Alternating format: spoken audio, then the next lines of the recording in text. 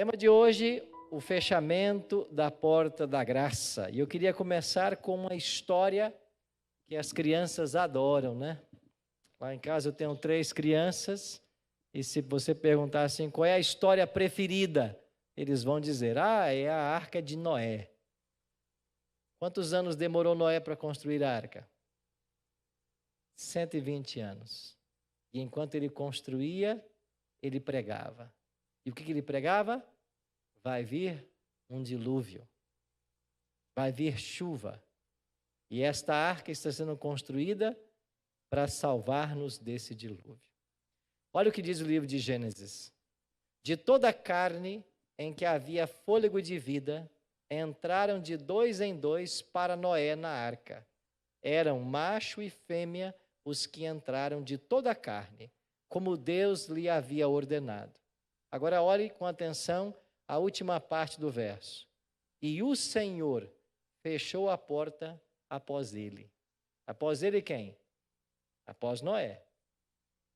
Então, depois que todos os animais entraram, quantos animais? Nós não sabemos quantos, mas nós sabemos que eram 7 casais de animais limpos e 1 casal de animal imundo.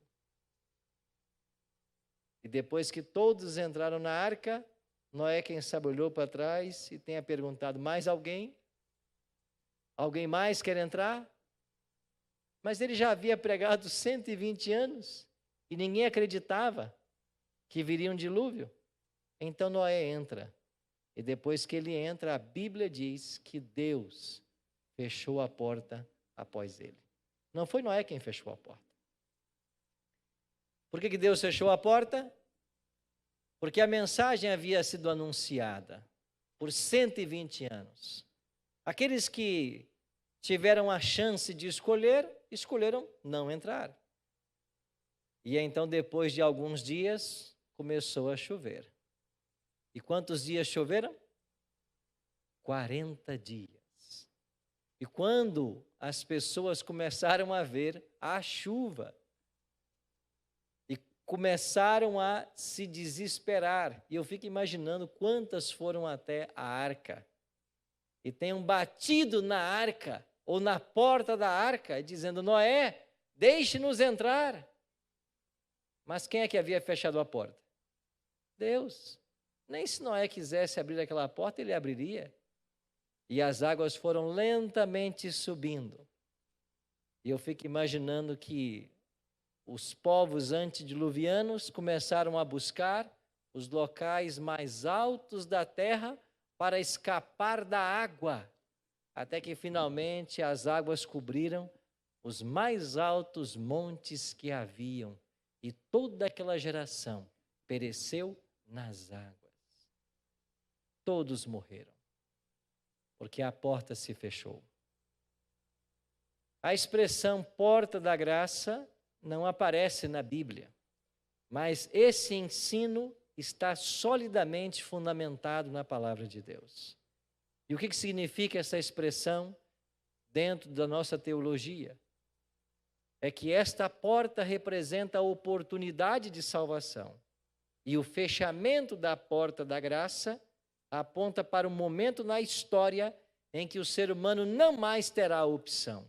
No caso dos povos antediluvianos, por 120 anos Noé pregou, e eles não acreditaram na pregação. Mas quando se fechou a porta, quem sabe as circunstâncias levaram muitos a agora querer entrar na arca, mas não podiam mais, porque o limite havia sido excedido. A porta estava fechada. Uma oportunidade de salvação foi perdida. E toda aquela geração se perdeu. Chegando no Novo Testamento, nós encontramos Cristo, o maior mestre que o mundo já conheceu.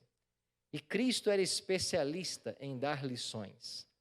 Lições das quais as pessoas jamais se esqueciam. Prova disto é o Evangelho, que foi escrito por pessoas que ouviram Cristo pregar. E eles escreveram as histórias. E uma delas, registrada aqui, é a parábola das 10 virgens, contada por Cristo e registrada por Mateus no capítulo 25. A história você já conhece, né? 10 virgens se preparavam para um casamento. E como funcionava o casamento nos tempos bíblicos? O noivo saía com um cortejo e ia até a casa da noiva. Pegava a noiva e ia então para a casa do seu pai. E lá começava a festa, as bodas. Quanto tempo duravam as bodas? Vários dias, às vezes uma semana de celebração. E quando Cristo conta essa parábola, ele estava em Jerusalém com os discípulos e ele percebeu que vinha ao longe na estrada um grupo como este. Um grupo junto com o noivo, com suas lâmpadas. E isso era uma tradição conhecida pelos discípulos. E à medida que esse grupo se aproximava dos discípulos, aquele cortejo alegre e festivo, o noivo encabeçando todos, Jesus pega a cena e diz: olha, sabe como será o reino dos céus ou a vinda do Filho do Homem? É como se 10 virgens fossem se preparar para as bodas. Elas estavam à beira da estrada esperando o cortejo passar. Só que em dado momento, o noivo demorou. E não era costume de fato que estas cerimônias entrassem tarde na noite, porque o povo tinha o hábito de dormir muito cedo. Mas o noivo demorou e todas adormeceram. Mas quando chegou na hora mais alta da noite, à meia-noite, ouviu-se um grito: eis aí o noivo, vamos ao seu encontro. E todas as virgens despertaram. Mas 5 delas, além das lâmpadas, haviam trazido azeite de reserva, e 5 não haviam trazido. Então as que tinham o azeite seguiram o cortejo e entraram para a festa com o noivo. E as que não tinham, pediram às que tinham emprestado. Mas elas não poderiam emprestar, senão faltariam para ambas. Então elas foram aconselhadas a buscar quem vendesse. E elas foram. Mas quando elas voltaram, Jesus diz assim em Mateus 25:10: saindo elas para comprar, chegou o noivo, e as que estavam apercebidas entraram com ele para as bodas. E o que aconteceu? Fechou-se a porta. As 5 nécias voltaram tentando entrar e disseram: abre-nos a porta. E o noivo responde: eu não conheço vocês. A porta já está fechada. Ou seja, as bodas já haviam começado. E quem havia entrado estava dentro da festa, celebrando, e quem estava fora estava completamente perdido. Esta é uma história contada por Cristo para ilustrar o ensino de que haverá um momento em que a porta vai se fechar. O livro do Apocalipse também ensina isso. Aqui no capítulo 22, verso 11, João escreveu que vai chegar um momento em que deve continuar o injusto fazendo injustiça, o imundo ainda sendo imundo, o justo continue na prática da justiça e o santo continue a santificar-se. Ou seja, quem está salvo, está salvo. Quem está perdido, está perdido. Então, Apocalipse 22, 11 fala desse fechamento da porta da graça. Até aí havia chance.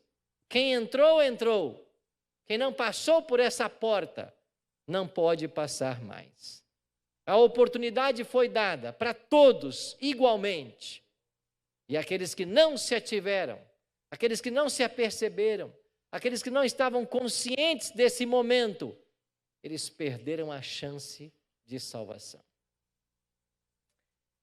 Deus quer que alguém se perca? Não. Cristo disse assim para Nicodemos: porque Deus, Nicodemos, amou o mundo de tal maneira que deu seu Filho unigênito, para que todo aquele que nele crê não pereça, mas tenha o quê? Vida eterna. O que Deus deseja para mim e para você? Vida eterna. Deus não quer que nenhum ser humano morra. Olha o que Pedro escreveu na sua segunda carta. Não retarda o Senhor a sua promessa, como alguns a julgam demorada. Pelo contrário, ele é longânimo para convosco, não querendo que nenhum pereça, senão que todos cheguem a quê? Ao arrependimento. Deus não quer que ninguém morra. A palavra de Deus é clara em ensinar de que o fogo eterno foi preparado para quem? O diabo e seus anjos. Não é para o ser humano. A Bíblia ensina isso. O fogo eterno foi preparado para o diabo e seus anjos. Agora, os seres humanos que serão destruídos com Satanás é porque eles não escolheram a salvação que Deus oferta para mim e para você. E Deus não quer que ninguém pereça, senão que todos cheguem ao arrependimento. Agora, infelizmente, nem todos chegarão. Nós teremos mais salvos ou mais pessoas perdidas? Mais perdidos. Se você for para Apocalipse capítulo 20, João escreveu de que o número dos perdidos será como a areia do mar. É verdade que muitos se salvarão, porque no capítulo 7 ele também viu uma grande multidão de salvos, mas nós teremos mais perdidos do que salvos. Por quê? Porque muitos preferem a porta larga. Não querem o caminho estreito. Muitos não estão atentos à questão espiritual. E Jesus foi claro em dizer de que adianta o homem ganhar o quê? O mundo inteiro e perder a sua alma. O que significa isso? A sua salvação. De que adianta você conquistar tudo nessa vida e perder a sua salvação? Deus não quer que ninguém se perca, mas finalmente a decisão quem toma somos nós.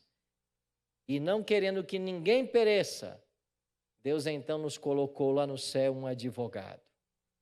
E Jesus está nesse exato momento lá no santuário celestial, como nosso advogado. Olha o que escreveu João.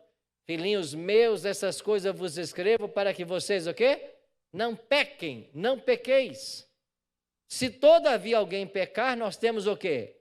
Um advogado junto ao Pai. Então, Cristo hoje no santuário celestial, ele é advogado.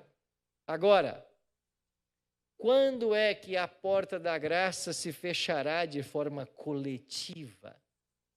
Eu falo de forma coletiva porque de forma individual ela pode fechar em momentos diferentes.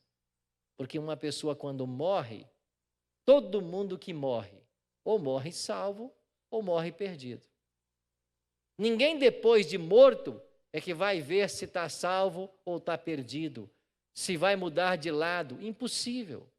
A pessoa quando expira, quando dá o seu último suspiro, quando morre, ela morre salva ou morre perdida. Não tem como mudar isso. Agora, haverá um momento em que de forma coletiva essa oportunidade de salvação vai deixar de existir. Quando? Quando Jesus deixar esse local, deixar o santuário celestial. E olha o que disse o profeta Daniel sobre esse momento. Nesse tempo, se levantará Miguel. Quem é Miguel em Daniel? É Cristo. Ele vai se levantar. E por que ele vai se levantar? Porque em algum dia ele se assentou. E quando é que Jesus se assenta em Daniel? No capítulo 7, quando se estabelecem tronos. Lá está assentado o ancião de dias, que é Deus. Eu vou ler esse verso com vocês.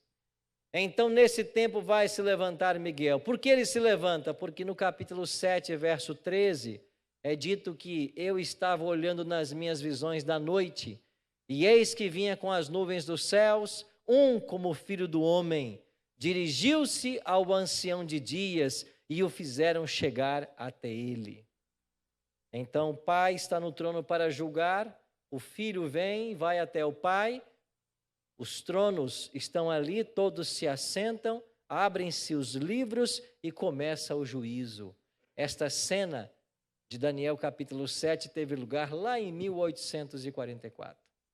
Começou o juízo. Jesus começou uma nova função no santuário celestial. Agora ele é sumo sacerdote. E ao findar desse período de sumo sacerdócio, ele vai voltar à terra. Então, quando ele termina esse ofício, quando conclui-se o julgamento lá no santuário celestial, ele deixa o santuário, ele deixa de ser advogado. E quando ele deixar o santuário celestial, é o que está escrito em Daniel 12:1. Se levantará Miguel. Acabou a graça. Acabou a chance de salvação.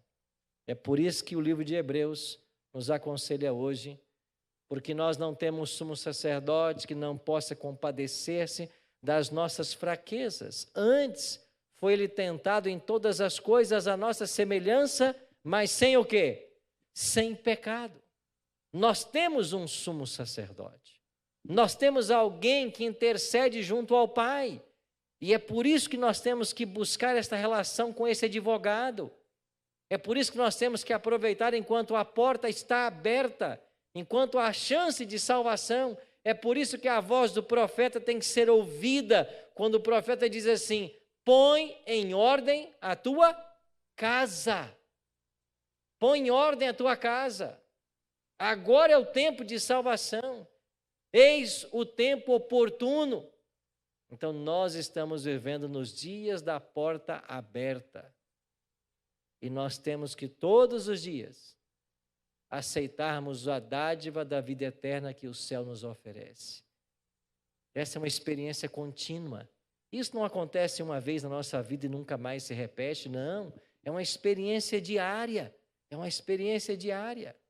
A oportunidade de salvação tem que ser buscada todos os dias. O que é que ensina o profeta? Que as misericórdias do Senhor se renovam quando?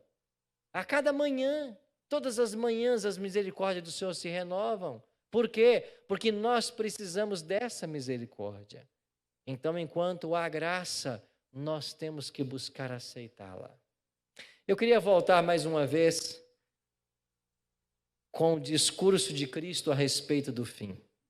E aqui, em Lucas 17, 26, ele diz claramente: assim como foi nos dias de Noé, será também nos dias do Filho do Homem. Lembra da introdução do estudo de hoje? Assim como foi nos dias de Noé. Noé pregou 120 anos e as pessoas não estavam nem aí para a pregação de Noé. O mesmo acontece hoje. A pregação está sendo feita, as igrejas estão abertas, o evangelho está sendo anunciado, mas quantas pessoas se interessam pelo evangelho? O interesse de hoje é outro. As pessoas querem outras coisas. Como nos dias de Noé, busca-se a satisfação própria.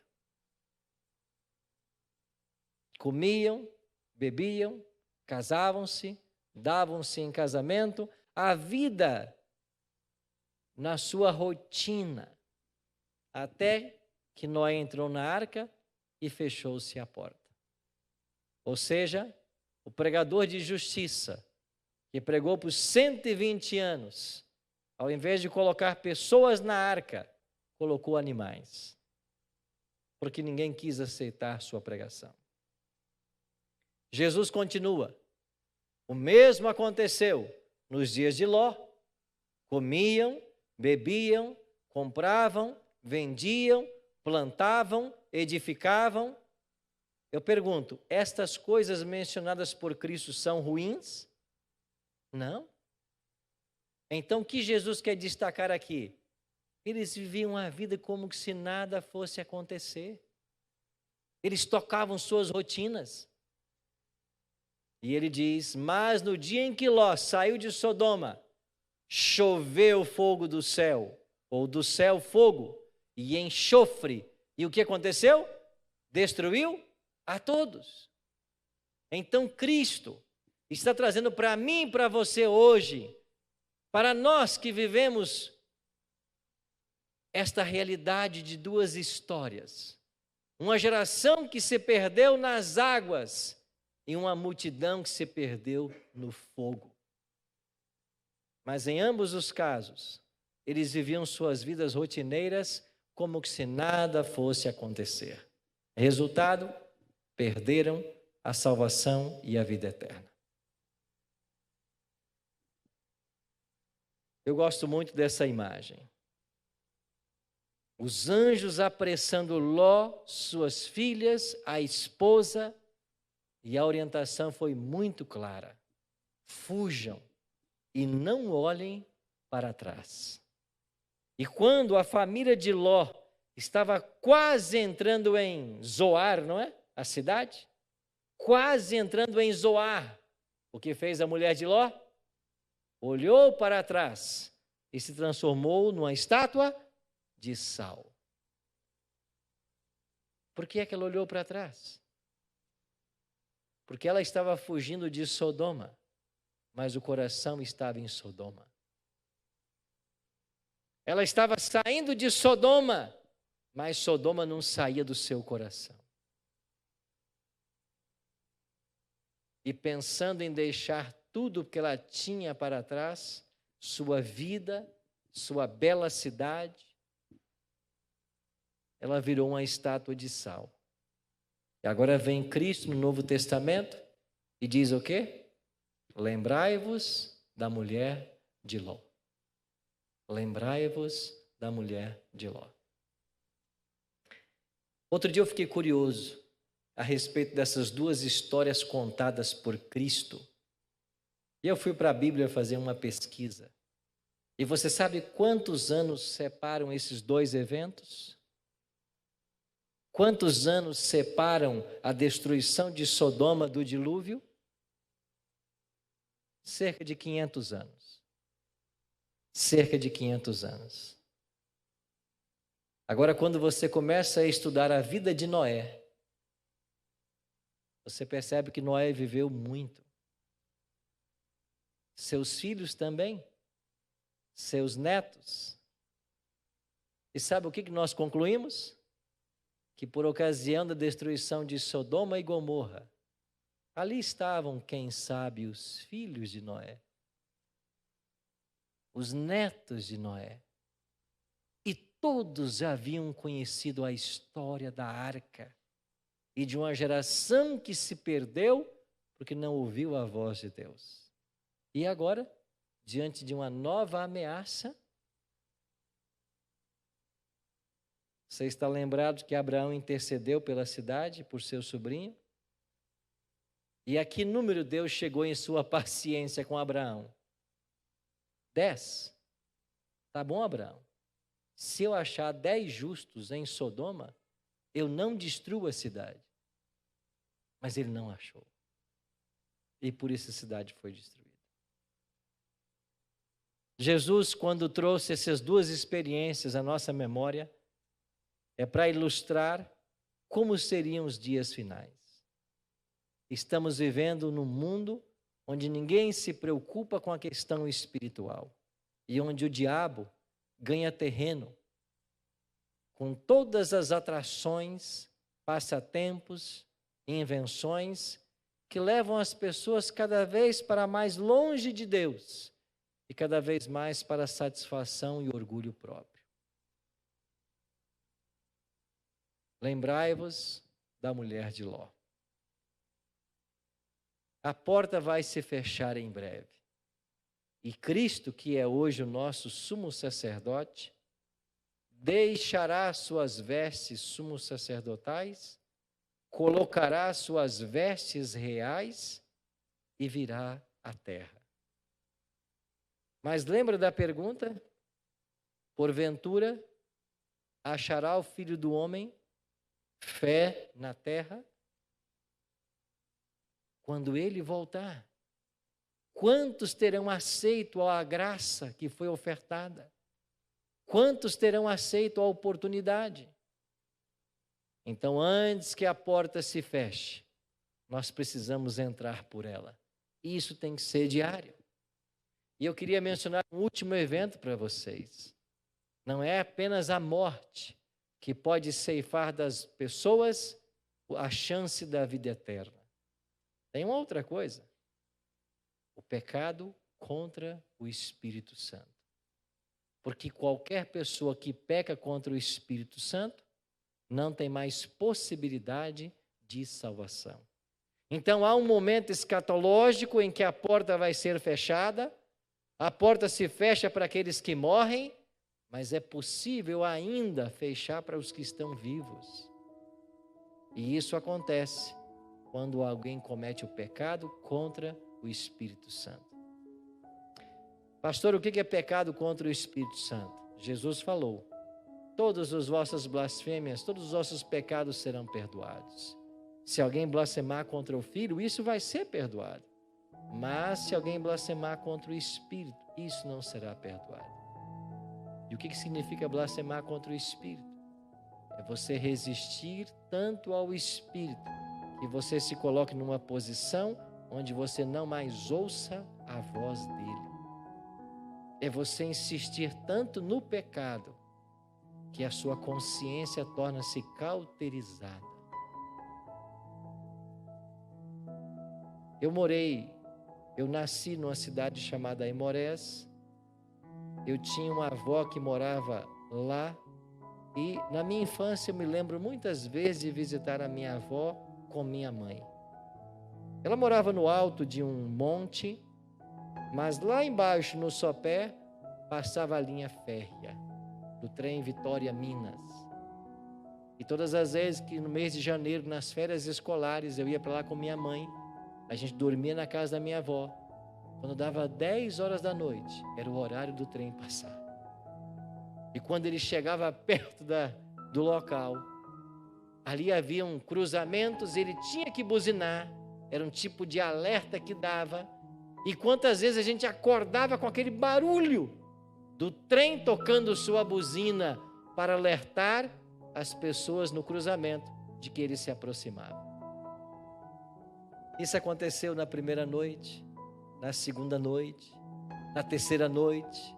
Eu acordava assustado com aquilo, mas houve um dia, uma noite da semana, que eu perguntei à minha mãe e minha avó: o que aconteceu com o trem ontem? E elas disseram: nada. Mas ele não passou? Não, ele passou. Ele passou e ele tocou a buzina. Mas eu havia me acostumado com o barulho. Chega o ponto daquilo não mais incomodar. Pecado contra o Espírito Santo é isso. É você se acostumar.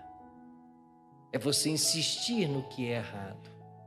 E você faz o que é errado a tal ponto que você acha que não é mais pecaminoso, problemático, errado. E alguns carregam essa dúvida no coração. Pastor, eu cometi esse pecado? Será que eu cometi? Bom, o fato de você estar hoje dentro de uma igreja é um bom indício de que você não cometeu. Porque é o Espírito quem nos atrai. O fato de você estar conectado com a gente aí na internet é um bom indício. Porque se você está reservando um tempo para estudar a palavra de Deus, para aprender da Bíblia, isso é um indício de que o Espírito está atuando. Por isso, meus amigos, vamos hoje mais uma vez correr para a cruz. Porque a nossa única esperança é todos os dias abraçarmos essa graça, por ela sermos alcançadas e entrarmos por essa porta. Porque um dia ela vai se fechar. Mas que quando isso acontecer, eu e você estejamos cobertos pelo sangue do Cordeiro. E se nessa noite tem alguém aqui na igreja que tem se sentido longe do Senhor, tem feito coisas que não agradam ao Senhor, e se você percebe isso, se o Espírito te impressiona com isso, que hoje você possa tomar a decisão de abandonar tudo que separa você de Cristo. 3 cruzes no Calvário. Na cruz do centro, alguém morria pelo pecado. Na cruz do ladrão que aceitou, alguém morreu para o pecado. E na outra cruz do ladrão que rejeitou, alguém que morreu no pecado. A história vai se repetir.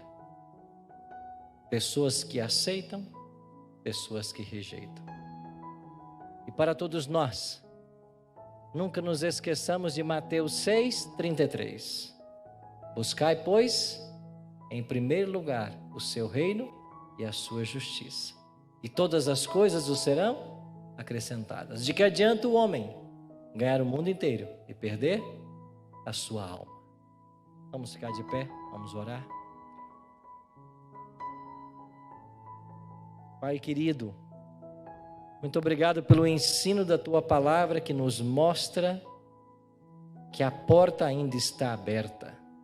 Cristo ainda está no santuário celestial, intercedendo por todos nós. Nos ajuda, Pai, hoje a entrarmos por essa porta, a não perdermos a chance de termos a Tua graça sobre a nossa vida e de nos prepararmos para a vida eterna.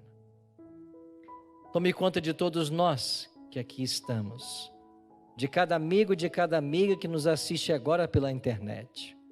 Que o Teu Espírito Santo possa abraçar onde quer que eles estejam e que nós possamos tomar a maior de todas as decisões que o ser humano pode fazer.